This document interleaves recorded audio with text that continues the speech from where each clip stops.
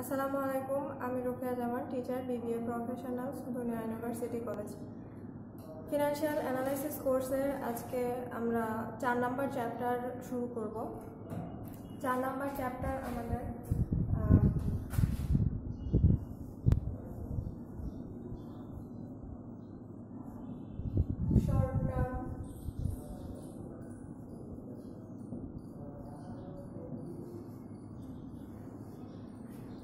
Short term liquidity নিয়ে আলোচনা করব। আমরা মূলত শর্ট টার্ম লিকুইডিটি যেটা কিনা লিকুইডিটি নিয়ে কিন্তু আমরা পূর্বের ক্লাসে আলোচনা করছি যে হোয়াট ইজ লিকুইডিটি। লিকুইডিটি মানে তারল্যতা, তাই না?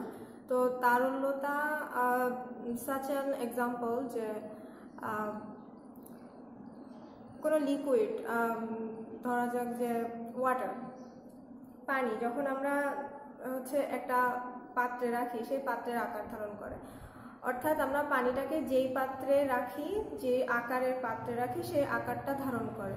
তো আমাদের এই অঙ্কগুলোতে শর্ট টার্ম লিকুইডিটি বা লিকুইডিটির মধ্যে আমরা অর্থটাকে যখন খুশি, যেভাবে খুশি সেভাবে ইউজ করতে পারি, বা আমাদের ইউজের উপর ডিপেন্ড করে আমরা এটাকে ইউটিলাইজ করতে পারি আমাদের কোম্পানিতে।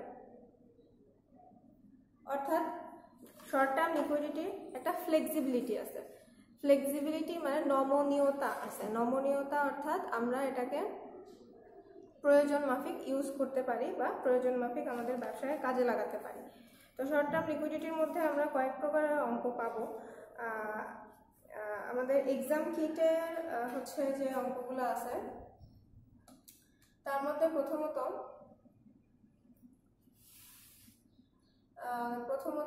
যে অঙ্কটা আছে যে শর্ট টার্ম লিকুইডিটির মধ্যে, এখানে বলা হয়েছে যে লিকুইডিটি ইন্ডেক্স বের করার জন্য লিকুইডিটি ইন্ডেক্সটা আমরা বের করব।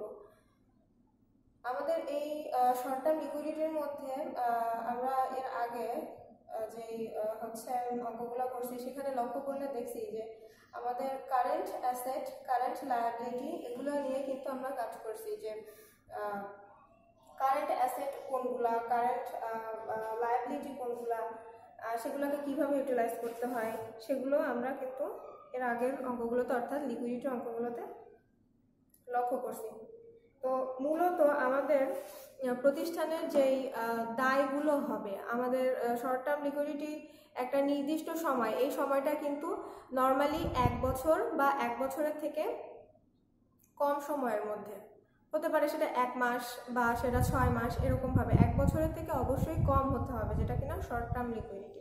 তো 1 বছরের মধ্যে যে আমাদের বা কয়েক মাস বা 1 মাস বা 6 মাসের মধ্যে আমার কোম্পানিতে যে লেনদেনগুলো হবে, সেই লেনদেনগুলোর মধ্যে আমার যে দায়গুলো আসবে, মানে ছোট ছোট যে দায়গুলো, সামথিং যদি আমাকে পরিশোধ করার প্রয়োজন হয়, বা আমি যদি কোনো প্রোডাক্ট থেকে দায় আমার বৃদ্ধি পায়, কোনো প্রোডাক্ট যদি সেখান থেকে আমার দায় বৃদ্ধি পায়, সেখান থেকে আমার সেই দায়টা, অর্থাৎ আমার যে সময়ের মধ্যে, শর্ট বা নির্দিষ্ট যে সময়ের মধ্যে আমরা যে দায়টা আমার প্রতিষ্ঠানে আসবে, সেই দায়টা পরিশোধ করার ক্ষমতা আমার কোম্পানির আছে কিনা, বা আমি কতটুকু সেই দায়টা পরিশোধ করতে পারবো, আমার প্রতিষ্ঠানের প্রফিট রাখার পরে, প্রফিটটা আসার পরে, তারপরে আমি কিভাবে আমার প্রতিষ্ঠানের দায়টাকে পরিশোধ করার ক্ষমতা রাখি, সেটা আমাদের শর্ট টার্ম লিকুইডিটি আমাদের এখানে দেখানোর চেষ্টা করতেছে। তো আমরা এখানে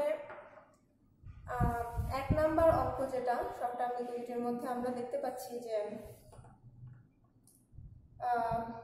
এখানে কিছু কারেন্ট অ্যাসেট, কারেন্ট যে সমস্ত লেনদেন বা এন্ট্রিগুলো আছে, সেখানে কিছু অ্যামাউন্ট দেওয়া আছে, যে ক্যাশ 2টা সাল দেওয়া আছে, 2014 এবং 2015।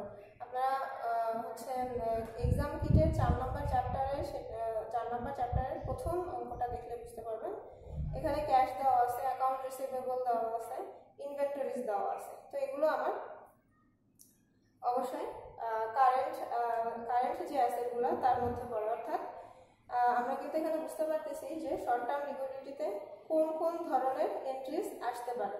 যে কারেন্ট জাতীয় যে নর্মালি যে অ্যামাউন্টগুলো থাকবে, এন্ট্রিগুলো থাকবে, সেগুলো আমরা ইউজ করব। তো আমরা অঙ্কটা শুরু করি। এখানে আমরা অঙ্কটা একটু দেখে নিই যে অঙ্কটাতে কি বলছে। যে considers the following comparative current asset composition of Bolto Corporation. Current asset দেওয়া আছে ক্যাশ 60,000, অ্যাকাউন্ট রিসিভেবল 80,000, ইনভেন্টরি 60,000। এখানে পার্সেন্টেজ দেওয়া আছে, যদিও আমাদের পার্সেন্টেজের এখানে তেমন কোনো কাজ নেই।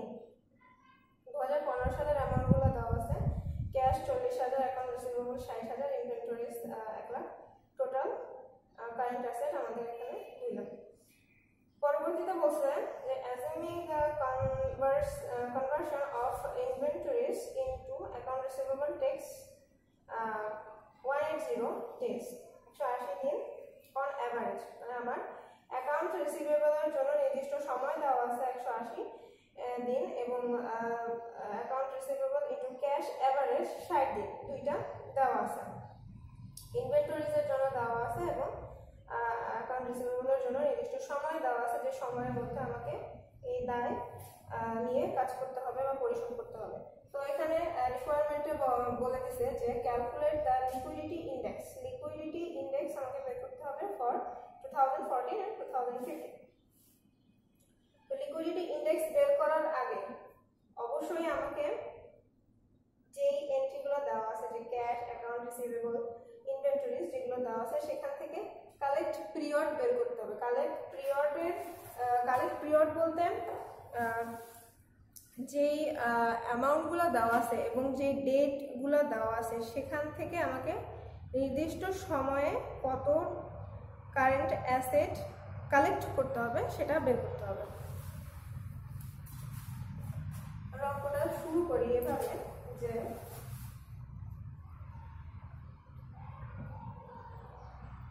আমরা ছক করেও করতে পারি, অথবা ছক না করেও করতে পারি এভাবে।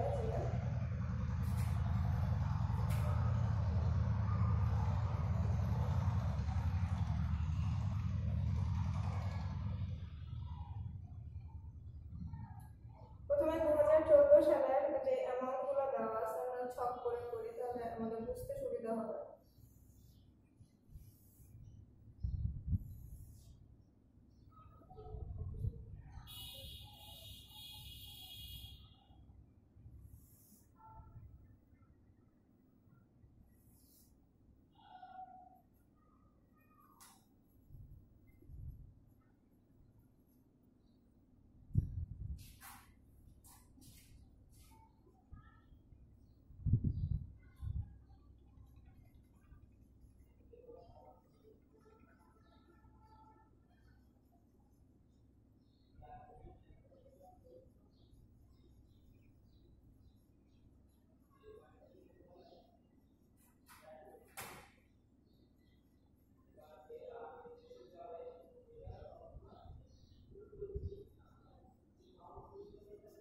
আমরা ছকে এখানে দেখতে পাচ্ছি যে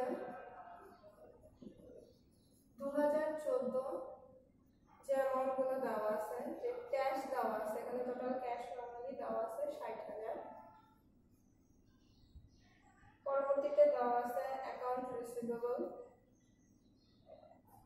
80,000, ইনভেন্টরিজ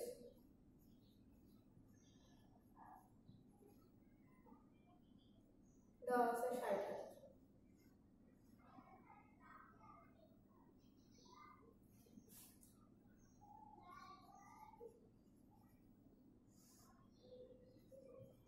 টোটাল 2 লাখ। এরপর আমরা আমাদের সরাসরি দেওয়া আছে যে যেহেতু ক্যাশের কোনো কনভার্সন পিরিয়ড দেওয়া নেই, এটা 0। অ্যাকাউন্ট রিসিভেবল এটা হচ্ছে কনভার্সন পিরিয়ড দেওয়া আছে 60, এবং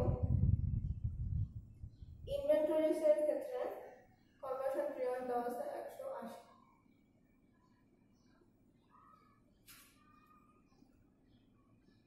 এখান থেকে আমরা ডের সাথে আমাদের অ্যামাউন্ট গুণ করলে আমরা কালেকশনটা পেয়ে যাব, যে টোটাল কারেন্ট অ্যাসেট কত হচ্ছে আমাদের কালেক্ট হয়েছে। তো এখানে 60,000 0 দিয়ে গুণ করলে 0 হবে এবং 80,000 60 দিয়ে গুণ করলে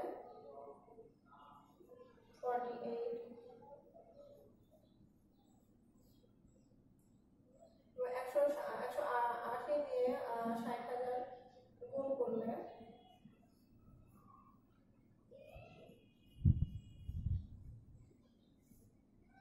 টোটাল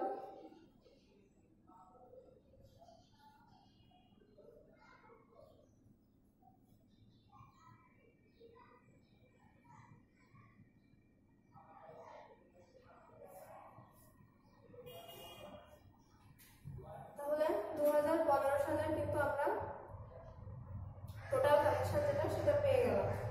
এখন যদি আমরা লিকুইডিটি ইন্ডেক্স বের করতে যাই 2014 সালের জন্য liquidity index,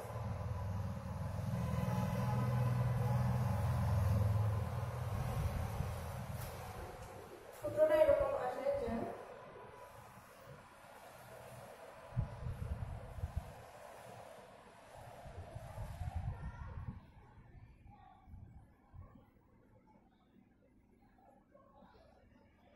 amount at days to collect current asset এবং total current asset।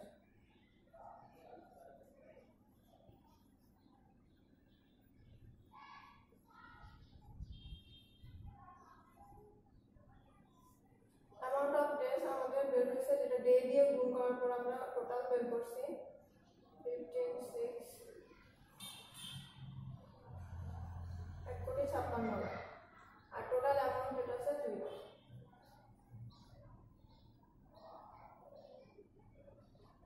ফলাফল 78। এটা আমার 2014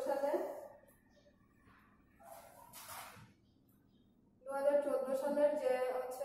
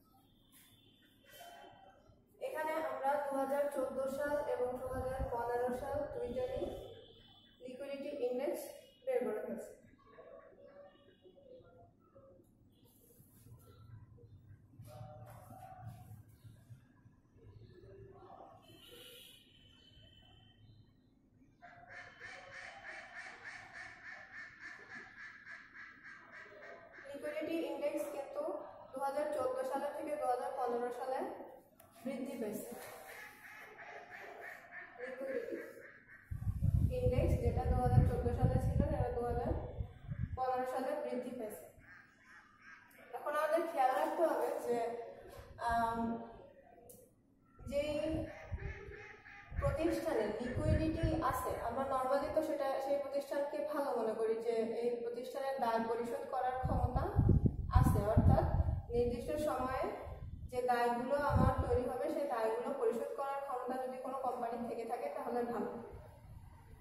কিন্তু একটা জিনিস মাথায় রাখতে হবে যে লিকুইডিটি যদি কম থাকে, লিকুইডিটি যদি আমার প্রতিষ্ঠানের কম থাকে বা আমার হচ্ছে মডারেট যে লেভেল সেই লেভেলের থেকে যদি কম থাকে তাহলে আমার প্রতিষ্ঠানের জন্য খারাপ, কারণ আমি দায়গুলো পরিশোধ করতে পারতেছি না। এতে আমার প্রতিষ্ঠান দায় পরিশোধ করতে না পারলে অনেক সময় আমার প্রতিষ্ঠান কিন্তু বন্ধ হয়ে যেতে পারে, অর্থাৎ দায়ের পরিমাণ যদি আমার যেই ক্যাপিটাল থাকে সেখান থেকে যদি বেড়ে যায় সেখানে কিন্তু আমার প্রতিষ্ঠান বন্ধ হয়ে যেতে পারে বা আমার প্রতিষ্ঠান পরিচালনা করার ক্ষমতা হারিয়ে ফেলতে পারে।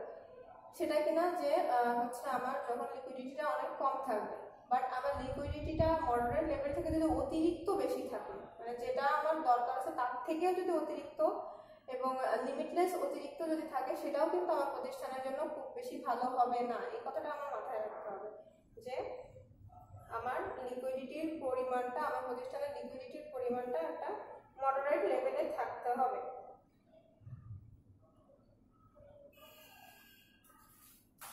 সেটার কারণ কি? সেটার কারণ হচ্ছে যে আমার প্রতিষ্ঠানের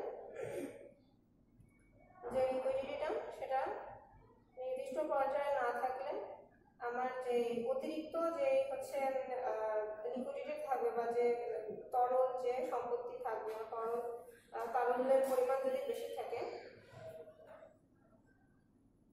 তাহলে দেখা গেছে যে আমার সাডেন যে ডিটেরিওরেশন ইন কারেন্ট অ্যাসেট, যে হঠাৎ করে যে বৃদ্ধিটা, এটা ভালো নাও হতে পারে এবং এর ফলে আমার ক্যাপিটালের উপর ইফেক্ট পড়তে পারে। আমার যে ক্যাপিটাল থাকবে প্রতিষ্ঠানে সেই প্রতিষ্ঠানের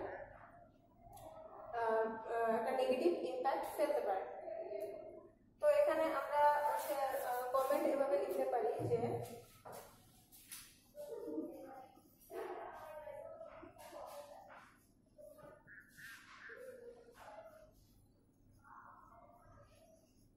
যেহেতু আমার যে লিকুইডিটিটা সেটা আমার প্রতিষ্ঠানের লিকুইডিটি 2040 থেকে 2050 কিন্তু বেশ বৃদ্ধি পেয়ে গেছে।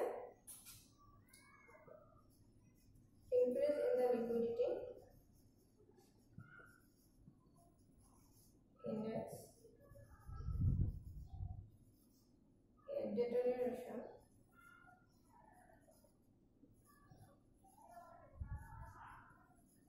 in liquidity.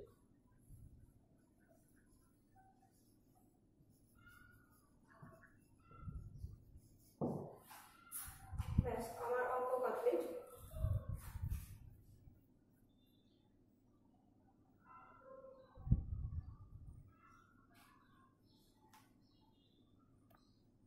মূলত আমার প্রতিষ্ঠানের যে পরিমাণ ক্যাপিটাল থাকবে সেই ক্যাপিটাল আমাকে আমার প্রতিষ্ঠানের জন্য পজিটিভ রাখার জন্য, আমার প্রতিষ্ঠানের পজিটিভ ওয়েতে চলার জন্য আমার যে দায়গুলো আসবে, আমার বিভিন্ন লেনদেন আমার প্রতিষ্ঠানে অবশ্যই সম্পন্ন হবে, সেই লেনদেনগুলো থেকে যে দায়গুলো উৎপন্ন হবে, দায়গুলো পরিশোধ করার জন্য আমার কি পরিমাণ লিকুইডিটি আমার প্রতিষ্ঠানে আছে সেটা যেরকম আমার জানার প্রয়োজন আছে, ঠিক সেভাবে আমার প্রয়োজন আছে যে আমার লিকুইডিটি কোন লেভেলে আছে, কম আছে, মডারেট লেভেলে আছে নাকি অতিরিক্ত লেভেলে আছে। অবশ্যই আমার প্রতিষ্ঠান, আমি যদি ভালো ফলাফল চাই আমাকে অবশ্যই একটা মডারেট লেভেলে আমার লিকুইডিটিটা রাখতে হবে। যদি কম হয় সেটাও আমার প্রতিষ্ঠানের জন্য খারাপ, অর্থাৎ আমার প্রতিষ্ঠান এক্ষেত্রে পরিচালনা করা অসম্ভব হয়ে যেতে পারে বা আমার প্রতিষ্ঠান বন্ধ হয়ে যেতে পারে। আবার যদি দেখি যে আমার লিকুইডিটিটা মডারেট লেভেল থেকে হাই হয়ে গেছে বা সেটা লিমিট থেকে আরও লিমিট ক্রস করে উপরে চলে গেছে, অতিরিক্ত হয়ে গেছে, সেটাও কিন্তু আমার প্রতিষ্ঠানের জন্য একটা নেগেটিভ ইম্প্যাক্ট ফেলবে বা আমার প্রতিষ্ঠান ভালো পর্যায়ে নাও যেতে পারে। তো এটাই ছিল আমার এই অঙ্কের সলিউশন।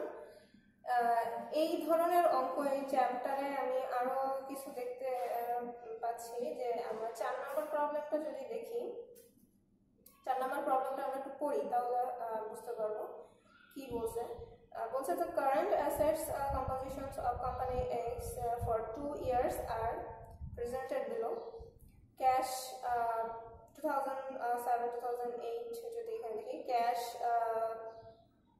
দেওয়া আছে, অ্যাকাউন্ট রিসিভেবল দেওয়া আছে, ইনভেন্টরিজ দেওয়া আছে। ওকে, আগের অঙ্কটার মতোই আর কি অ্যামাউন্টগুলো কম বেশি করে দিয়ে দিছে এবং এখানে বলছে এক্সট্রা করে if the account receivable turnover and inventory turnover are 30 days and 90 days respectively, collect the liquidity index for the 2 years and comment thereon. অর্থাৎ আমাকে অ্যাকাউন্ট রিসিভেবলের জন্য কত ডেজ আমার এটার মধ্যে এটা কাজটা করতে হবে, কাজটা সম্পন্ন করতে হবে, এবং ইনভেন্টরির জন্য কত ডেজ আছে, 2টা ডেজ এখানে দেওয়া আছে। সেম মেথডে এই অঙ্কটা আমরা করতে পারি। এটা জাস্ট অ্যামাউন্টগুলো হয়তো একটু ডিফারেন্ট আছে, তো সেমভাবে কিন্তু আমরা অঙ্কটা সলিউশন করতে পারি। আশা করবো আপনারা এই অঙ্কটা, আগের অঙ্কটা বুঝতে পারলে অঙ্কটা আপনারা নিজেরা বাসায় হোমওয়ার্ক করতে পারবেন। তারপরে এই ধরনের আরো একটা অঙ্ক আমরা দেখতেছি যে 5 নম্বর অঙ্কটা। এখানে বলছে যে এখানে একইভাবে ক্যাশ, অ্যাকাউন্ট রিসিভেবল, ইনভেন্টরিজ দেওয়া আছে এবং বলছে if the account receivable turnover and inventory turnover 8 times and 6 times respectively, collect the liquidity index for 2 years and comment thereon. এখানে সামান্য একটু চেঞ্জ বলতে আমরা আগের অঙ্কগুলোতে কিন্তু ডেজ হিসাবে মানে দিনগুলো দিনের উপর ডিপেন্ড করে আমরা কিন্তু সেখানে অঙ্কগুলো করছি। এখানে বলা আছে যে 8 times and 6 times for respectively account receivable turnover এবং inventory turnover। তো এই টাইমস যদি দেওয়া থাকে, টাইমস ডেজ থাকে আমরা সরাসরি গুণ করে করছি, এবং টাইমস যদি দেওয়া থাকে সেক্ষেত্রে আমরা কিভাবে অঙ্কটা সলভ করতে পারি একটু ডিফারেন্ট আছে, আমি দেখানোর চেষ্টা করবো।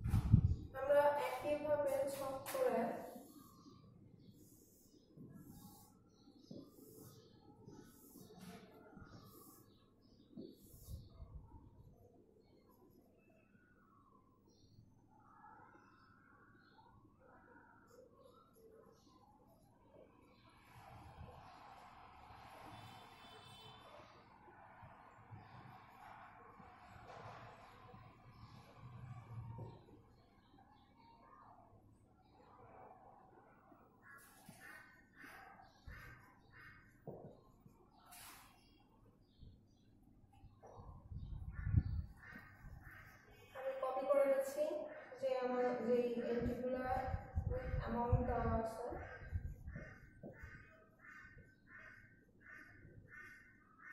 ক্যাশ 30,000, অ্যাকাউন্ট রিসিভেবল 4,000 এবং ইনভেন্টরিজ 30,000। এখন কথা হচ্ছে কনভার্সন পিরিয়ডে আমরা কি করব। কনভার্সন পিরিয়ডের এখানে কিন্তু আমাদের ক্যাশের যেহেতু কিছু বলেনি, আমরা শূন্য দেব। অ্যাকাউন্ট রিসিভেবলে বলছে 8 টাইমস, অর্থাৎ টাইমস দেওয়া আছে, টাইমসটাকে আমাকে ডেতে ভাগ করে নিতে হবে, মানে ডেতে রূপান্তর করে নিতে হবে আর কি। এখন আমরা জানি যে নর্মালি একটা বছরে আমাদের অঙ্কগুলোতে একটা বছর অর্থাৎ 360 নর্মালি ডেজকে আমরা 360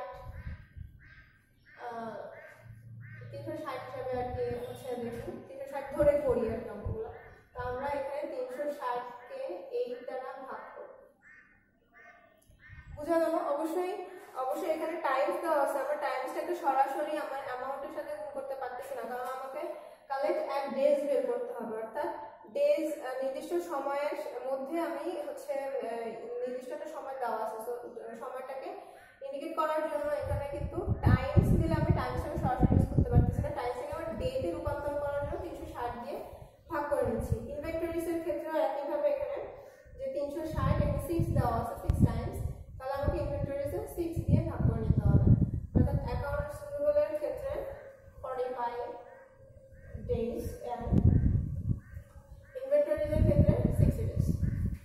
ওকে, বোঝা গেল? যদি আমাদের সেম, জাস্ট আমি প্রথম যে অঙ্কটা করছি সেটা কিন্তু সেম আছে, কিন্তু যখন টাইমস দেওয়া থাকবে আমি কিন্তু টাইমসের ক্ষেত্রে সরাসরি টাইমস দিয়ে গুণ করতে পারবো না, তখন কিন্তু আমাকে ডেজে রূপান্তর করে নিতে হবে, অর্থাৎ 360 ডেজকে ধরে 1 বছর সমান 360 ধরে আমাকে এই ভাগটা করে নিতে হবে।